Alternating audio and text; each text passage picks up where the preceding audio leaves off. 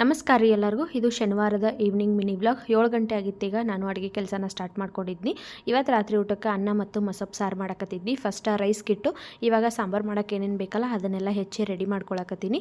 ಒಂದು ಕುಕ್ಕರ್ಗೆ ತೊಳೆದಿಟ್ಟಿರುವಂಥ 1 ಬೌಲಷ್ಟು ತೊಗರಿಬೇಳೆ, ಆಮೇಲೆ ಒಂದು ಸ್ವಲ್ಪ ಮೆಂತ್ಯ ಸೊಪ್ಪು, ಒಂದು ಸ್ವಲ್ಪ ಸಬ್ಸಿಗೆ ಸೊಪ್ಪು, ಆಮೇಲೆ ಪಾಲಕ್ ಸೊಪ್ಪು, 1 ಈರುಳ್ಳಿ, 2 ಟೊಮೆಟೊ, 3 ಹಸಿಮೆಣಸಿನ್ಕಾಯಿ, 1 ಗಡ್ಡಿಯಷ್ಟು ಬೆಳ್ಳುಳ್ಳಿ, 1 ಚಮಚ ಜೀರಿಗೆ, 1 ಚಮಚ ಅರಿಶಿನ ಪುಡಿ ಹಾಕಿ ಇದು ಮುಳುಗುವಷ್ಟು ನೀರು ಹಾಕಿ ನಾನು ಇದನ್ನು 2 ವಿಷಲ್ ಕೂಗಿಸ್ಕೊಳಕತ್ತೀನಿ.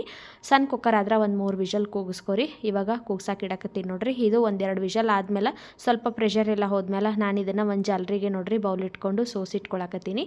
ಈ ಸೊಪ್ಪೆಲ್ಲ ಕಂಪ್ಲೀಟಾಗಿ ತಣ್ಣಗಾಗಬೇಕು. ತಣ್ಣಗಾದ್ಮೇಲೆ ನಾವು ಇದನ್ನು ಮಿಕ್ಸಿಗೆ ಹಾಕಿ ಒಂದು ಸ್ವಲ್ಪನ ನೈಸ್ ಮಾಡ್ಕೋಬೇಕು.